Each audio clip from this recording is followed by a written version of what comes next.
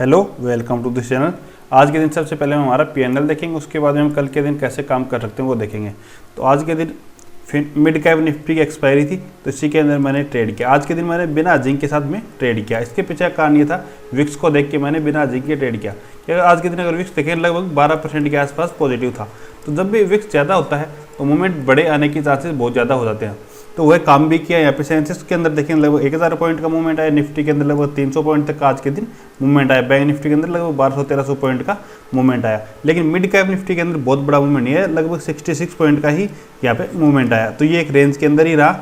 इसी कारण से मुझे लगभग यहाँ पे 1100 रुपये के आसपास का यहाँ पे प्रॉफिट हुआ। अगर मैं जिंक के साथ करता तो ये प्रॉफिट मेरा लगभग 4 से 5 हज़ार रुपये के आसपास का होता, लेकिन मैंने आज के दिन रिस्क नहीं लिया था। इसी कारण से मुझे प्रॉफिट भी थोड़ा कम हुआ। ये बहुत कम होता है कि ऐसा कि मूवमेंट ना आए, नहीं ज़्यादातर मूवमेंट आता है। आज के दिन इसी के अंदर मूवमेंट नहीं आया क्योंकि इसकी मंथली एक्सपायरी थी और इसी कारण से ही ऑप्शन सेलर ने इसको रेंज के अंदर रखा और एक अच्छा डिके कारण प्रॉफिट उठाया। अभी चलो मैं आपको मेरी ऑर्डर विंडो और यहाँ पे दिखा देता हूँ। तो मैं अभी ओपन करता हूँ ऑर्डर विंडो, 1 मिनट। ये हाँ, ये मेरी आज की ऑर्डर विंडो। तो यहाँ पे देखोगे तो लगभग मैंने ये मेरे कुछ यहाँ पे 955 के ऊपर मैंने यहाँ पे देखो सेल करना यहाँ पे स्टार्ट किया था। ये यहाँ पे फिर मेरे कुछ ऐसे लीट हुए, उसके बाद भी ऑल ओवर मुझे लगभग 1100 रुपये का यहाँ पे आज के दिन प्रॉफिट हुआ है। अभी चलो कल के दिन देखते हैं हम कैसे काम कर सकते हैं। तो कल के दिन निफ्टी की का देखेंगे and bank Nifty and Fin Nifty की एक्सपायरी है, तो उसी का भी हम देखेंगे कि हम कैसे ट्रेड कर सकते हैं।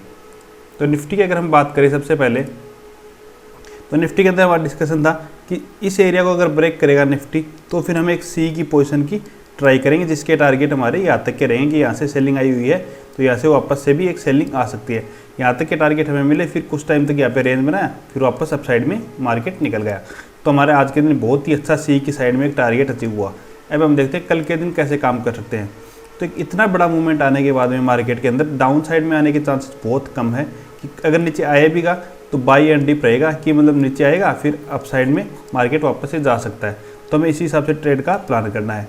तो ये जो एरिया है लगभग 22,510 का जो एरिया रहेगा हमारा, लेकिन 22,510 के ऊपर हम एक सी की पोजीशन की ट्राई करेंगे अगर मार्केट नीचे की साइड आता है तो, जिसका ऐसा हम रखेंगे 22,480। अगर थोड़ा और हम रिस्क ले सकते हैं तो इस एसएल को 22,460 तक भी लेके आ सकते हैं।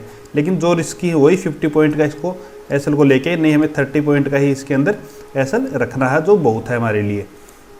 दूसरा, अगर गैप डाउन ओपन होता है इस एरिया के अंदर तो भी हमें सी की ट्राई करनी है, क्योंकि इतना बड़ा मूवमेंट आया नीचे की साइड होगा तो ऑप्शन सेलर कभी भी ये नहीं चाहिएगा कि और नीचे की साइड आए मार्केट, क्योंकि जिसने भी आज के दिन पी को सेल किया है उसे एक अच्छा प्रॉफिट दिखेगा तो उसको वापस से अप साइड में ही लेके जाने की ट्राई करेगा। अगर गैप ओपन होता है निफ्टी, बड़ा गैप मतलब 100 पॉइंट से अबोव का अगर गैप ओपन होता है तो वहाँ से एक प्रॉफिट बुकिंग आ सकती है, जो हमारे लगभग आज की क्लोजिंग तक रहेगी, जो 22,630 के आसपास तक आ सकता है। तो ये गैप अप कहाँ तक होना चाहिए तो हमारे लिए सबसे बेस्ट रहेगा। तो चलो मैं आपको वो भी दिखा देता हूँ।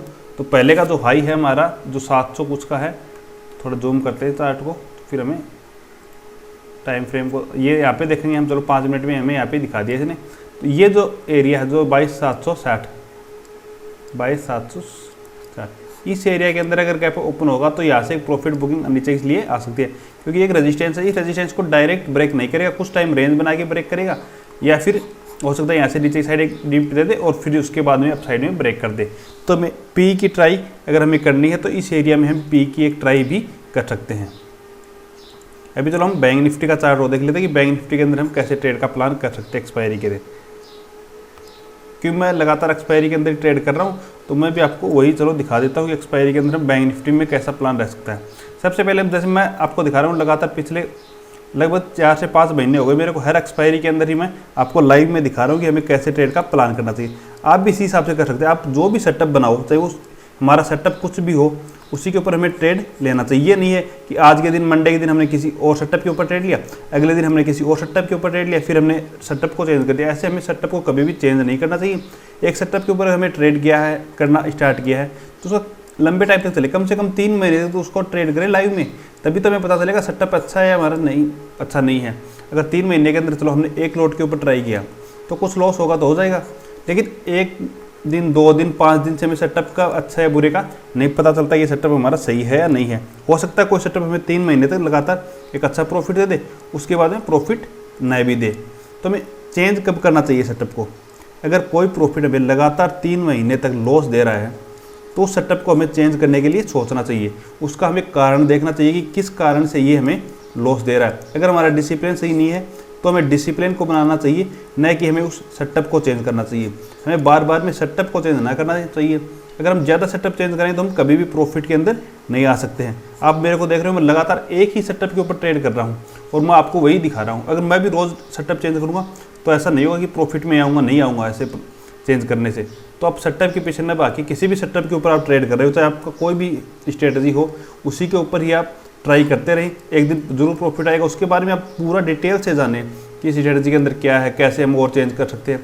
वो देख के अगर आप करोगे तो एक अच्छा प्रॉफिट आपको मिल सकता है। अभी चलो बैंक निफ्टी की देखते हैं, बैंक निफ्टी के अंदर कैसे काम कर सकते हैं। तो बैंक निफ्टी अगर यहाँ से ओपन होने के बाद साइड में निकलता है तो हमें सी की ट्राई कर सकते हैं, डायरेक्ट कंटिन्यूशन की ट्राई के हिसाब से। यहाँ से ब्रेक करते ही डे हाई को आज को जैसे ब्रेक करेगा तो हम एक सी की ट्राई कर सकते हैं। अगर इस एरिया के अंदर गैप डाउन ओपन होता है तो फिर यहाँ से हम पी सी को शॉर्ट कर सकते हैं और इससे नीचे की हम पी को शॉर्ट करके रख सकते हैं। क्योंकि जब भी इतना बड़ा मूवमेंट आता है और अगले दिन एक्सपायरी हो तो ऑप्शन सेलर चाहिएगा कि इससे अब के भी हमें सी की साइड के सभी ऑप्शन जीरो हो जाएं और इससे नीचे के भी सभी ऑप्शन हमारे जीरो हो जाए। तो वो उसका प्लान ये रहेगा कि इसी के अंदर वोलेटाइल रहे, क्योंकि एक तो मूवमेंट बड़ा आ चुका है पहले से ही, दूसरा एक्सपायरी भी है। तो इस कारण से मार्केट एक रेंज के अंदर रह सकता है और ये मंथली एक्सपायरी है, इस कारण से मार्केट एक रेंज के अंदर भी रह सकता है। तो हमें ये ट्राई कर सकते हैं, क्योंकि मंथली एक्सपायरी की एक दिन पहले एक अच्छा मूवमेंट मिल गया हमें, तो कल भी एक बड़ा मूवमेंट मिले इसकी संभावना बहुत कम है। आने को आ सकता है और भी बड़ा मूवमेंट आ जाए, पर संभावना इस चीज़ की बहुत कम है। स्पेशली जब गैप डाउन ओपन होता है तो चांसेस बहुत ही कम बनते हैं। अगर गैप ओपन होता है तो निफ्टी की तरह इसके अंदर भी हमारा ये डिस्कशन रहेगा कि पहले प्रॉफिट बुकिंग आ सकती है, तो आज की क्लोजिंग तक के एक टारगेट के लिए हमें पी की ट्राई यहाँ पे कर सकते हैं।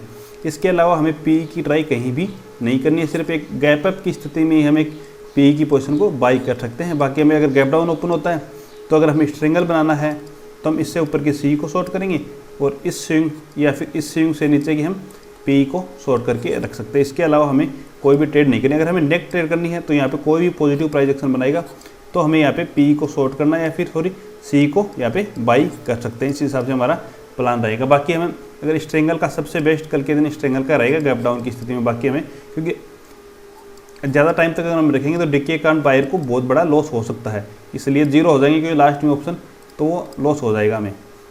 Okay, thank you.